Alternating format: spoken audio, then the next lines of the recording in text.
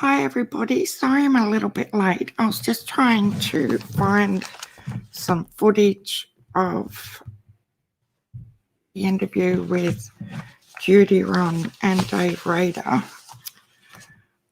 to show you the other side of what I was talking about with the heading of today's broadcast. If anybody watched the interview yesterday with Mr. and Mrs. Scher, right at the beginning, Donald tells them that he rang Dave Rader the day before and apologised for his Facebook abusive posts to Dave Rader, and that Donald, as usual, got mixed up. Donald stated that his angry Facebook posts were, as Donald always says, he can't remember the other guy in the interview, which was actually Judy Ron. Dave Rader was doing an interview with Judy Ron, and Judy Ron was the guy who said that the hair stood up on his arms. And that's why I'm late, because I was just trying to find that piece of that footage to play. But there's about 4 hours of interview time with Judy Ron and Dave Rader. I will find it and I will share it with you guys at some point today. But yeah, I find it interesting that he's now ringing Dave Rader to apologise, and he wants Dave Rader to come back out and search for his daughter. So I'm just going to play that little bit of footage that I didn't want to play anything from Mr. and Mrs. Scher, but unfortunately this is where he stated that he rang and said sorry to Dave Rader. So we'll go ahead and play that bit. EquiSearch and the private search parties that were coming in, there's rumors going around that you only allowed searches around certain areas, but that you didn't allow your whole property to be searched.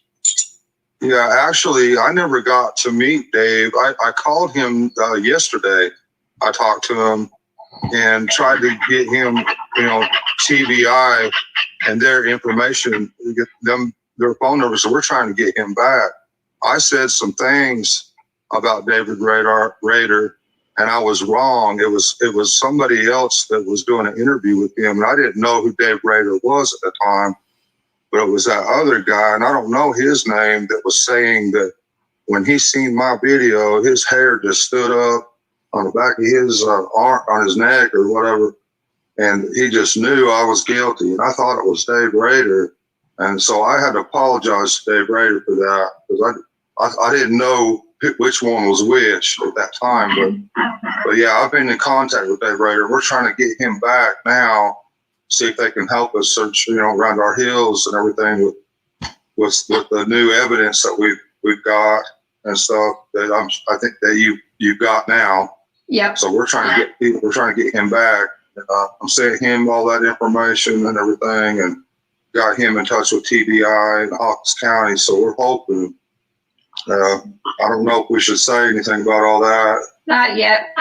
We'll wait. Yeah. We'll wait on that.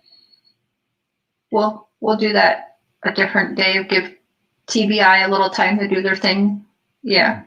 So yeah, but you didn't restrict anyone, like you let them search wherever around your property? Oh yeah, from day one, they've been more than welcome to search all our property. They've searched it, at least 6 times, and then they come back a few more times and searched. And yeah, they're more than welcome to come back. There's no problem.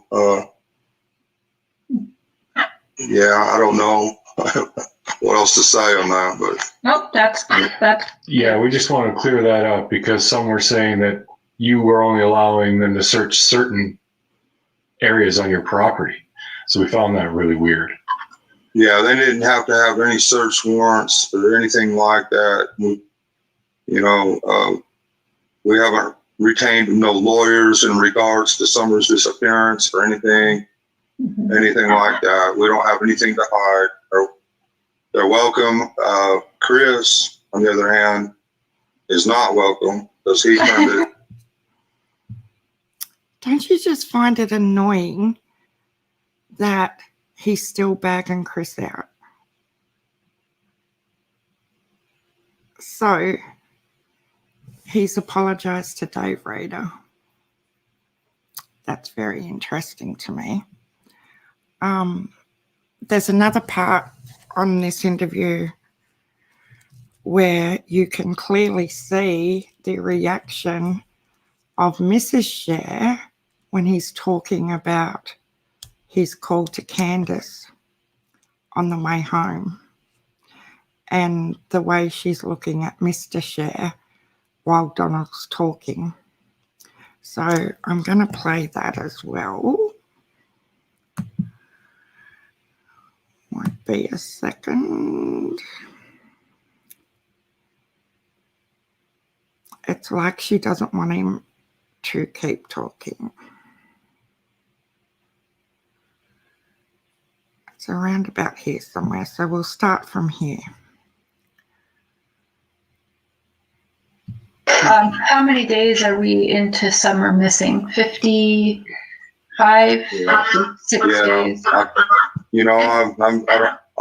don't really keep track of time, but I'd say almost 2 months. Yeah. How is it for you and Candace at home with dodging all of this hate now? I know you guys got a lot of hate before being in the public eye. Is there anything that you guys do? Are you able to maybe go for a walk together and like kind of clear your minds at all? Is there anything that you guys have been able to do to just kind of maybe escape the craziness for a little bit or anything like that? No. Sorry, guys. That was the part where I called it the pity party part, because he can't enjoy anything in life right now.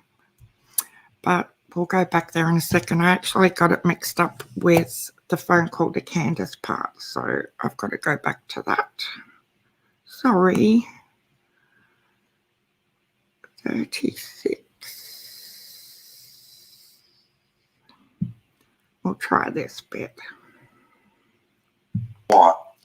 And I finished packing my tools in the car, threw them in there, and actually, as fast as I could, and got in the car and headed down the road, and I called 911 myself. And then once I got done with that, I talked to her on Messenger all the way home, and I was flying. I think I made it, like I say, I've said it before, but 30 minutes. And that's when I drove straight to the bottom of the property because I knew they were searching all around by the house. And I haven't heard, they found her or anything. So that's why I went straight to the bottom of the property to look around that area. Do you see that? She knows that he's just contradicted himself. So she tries to cover up. I'll continue it in a second. She tries to cover it up by throwing a sideball question in there to deflect for Don on what he's currently saying, because she knows that he's contradicted his story. Okay? And in this bit where he talks about the church, he also says he goes to his church where they go to services at for these calls with Mr. and Mrs. Scher, because there's good service there. And there's no service at the other little church where Summer's memorial, where her little, Yeah, there's a little memorial. There's photos of it where people can go and take little things and stuff, but there's no service there. Yet he was on Messenger the whole way. So, yeah, I think it's funny that you just watch this bit and you'll see what I mean, how she and Mr. Cher throw a curveball question in there to cover up what he's just said. So you would guess maybe an hour and a half before Candace called you and said Summer was missing that you called her? Okay, I'm not understanding what you're saying. Can you? Oh, sorry. Yeah, just the time that you called her that day. About what time was that? Like how far in between calls, between you and her having that call when she's picking up prescriptions to she's calling you saying Summer's missing? Do you know how long? Yeah, I honestly can't say, but I remember, only thing that I can remember, it was thinking, well, I might as well just work late because they're busy doing other things and there's no point in me going home because I don't want to go home and sit there by myself. So I figured I'd just work late that day. And another thing, he's been on the phone to Candace while she's going through Walgreens. I think I mentioned this yesterday or the day before. He clearly knows that it's only Grandma, Candace, and Summer in the car, but he's going to go home and sit by himself when the three boys are already at home sitting by themselves. So how is he going to go home and sit by himself? You know? That's weird. That just totally blows my mind. That's, golly. Yeah. Okay. Yes. Bizarre. I'm just going to make this one a short one. I am going to come back after the Web Sleuths, because Chris Madonna is going to be on Web Sleuths in about 10 minutes. So I just wanted to put these couple of little bits of food for thought out there.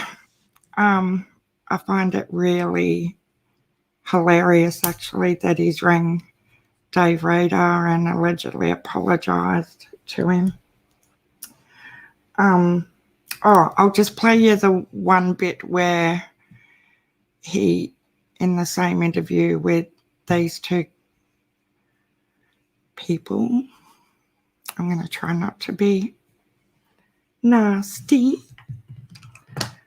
but where he's admitting the essay with Jeannie, his sister. We will go with that. I have a lot more love and support from people, and it's nice to see it. So if you have anything to say to anyone listening before we end this? Yeah, I just want to thank you all for all your support, for helping to find Summer and try to keep her at the forefront. And please, if there's any way you help me find her, I appreciate that. And just thank you and love and prayers. Okay, I know, yes, I've made a lot of mistakes in the past. I know I've learned a lot, and I'm sorry if I've hurt anyone. I'm sorry if I hurt my sister Jeannie. I'm sorry. I don't know what else I can say or do, but that doesn't mean that I would ever hurt anyone again, or in any way,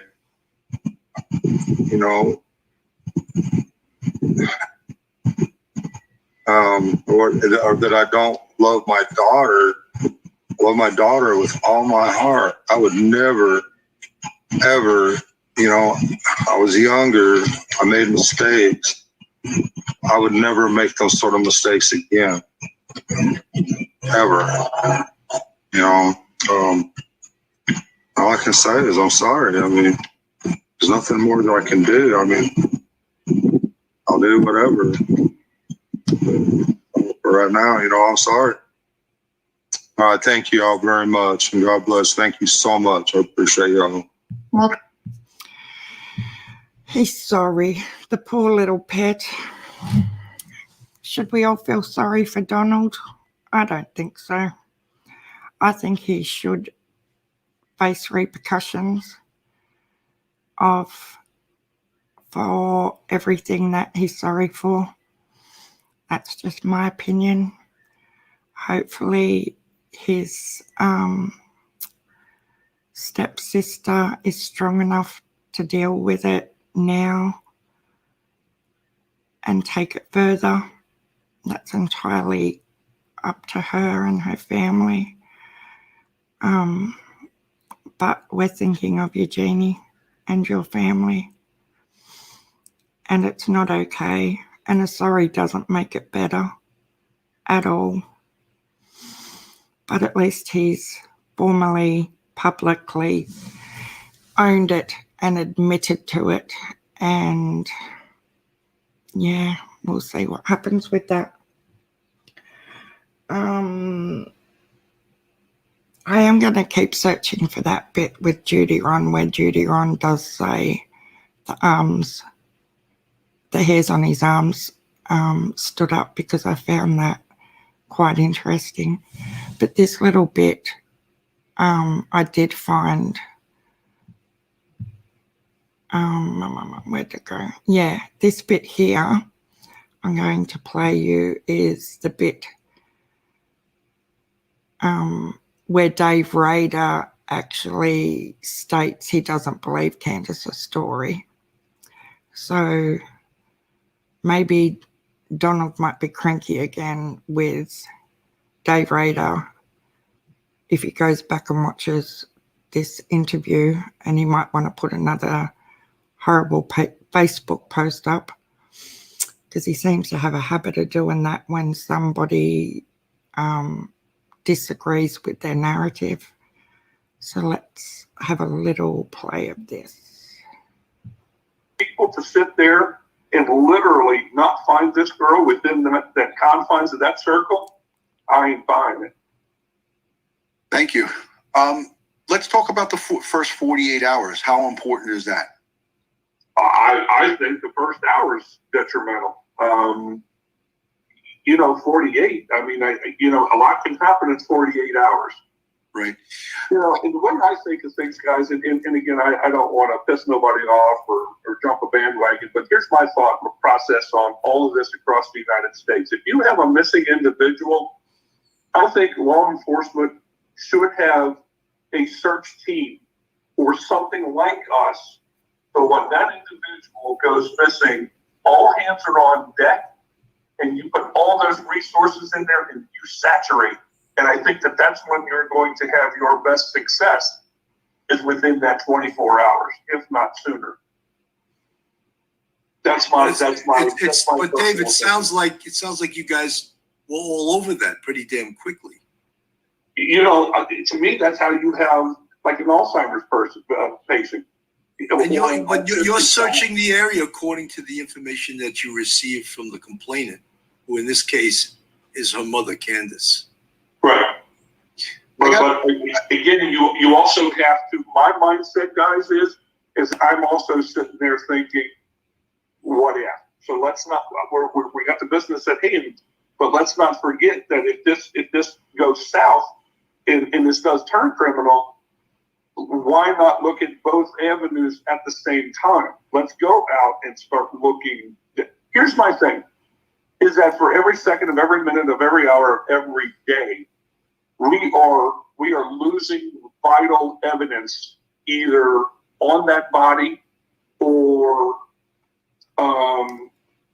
through other means. Right. And that's what's so important, is to get as many people on the ground and find this individual so you can preserve that evidence. You know, and I thought what was really impressive about the 238 plus remains or folks recovered and brought back to their families, I want to just emphasize. We might have missed it. We might have. Yeah. I think, something I really like that, you're not an investigator, but based on you're coming from a different discipline, and that is deductive reasoning at its best. And David, did you say 100% no? Yeah, we missed it. Let's go back a tiny bit. Sorry. Right, and I'm not even leaving the area. So I can do smaller retention ponds to where it's the just adventures after with this purpose, bit. they're more of the larger lakes. They actually work with a team out of St. Louis, Team Waters, WATTERS. They have held them tremendous. And Dennis and Tammy are probably one of the best in the water business as far as they have, I think, over 105 bodies recovered to date. Wow. And So, you have them on board with you? I have them on board, yes, sir. Dave, I want to ask you, to me, a very pertinent question. And you sort of touched upon it almost unintentionally. You said that if she had walked out and actually walked down the road, that the dogs probably would have found her. So I'm just going to ask you, do you think that the story told by Candace is plausible? No. There you go. I think, something I really like that, you're not an investigator, but based on you're coming from a different discipline, and that is deductive reasoning at its best. And David, did you say 100% no? I don't think that it's plausible that she wandered off and nobody could not with the amount of individuals that we had covering that mountain, and especially after day 4 when I got there, and the amount of people that surrounded that, it's almost like it just was a noose and it was just tightening up. There's no way she could have got out of that first circle without being spotted. And especially when you got a helo with FLIR on it. Now all of a sudden you have to also remember, guys, that this little girl after day 4 has not had any water, has not had any nourishment. She's in dire straits at this point in time. So her movements are going to be slow, if not non-existent. So she's not even going to be a moving target at that point in time. And for 1,000 people to sit there and literally not find this girl within the confines of that circle, I ain't buying it. Thank you. There you go. So, Donald, you might be cranky again with Dave Rader. Just saying. Hi, Pascal. How are you? Yes. Another day. We get to watch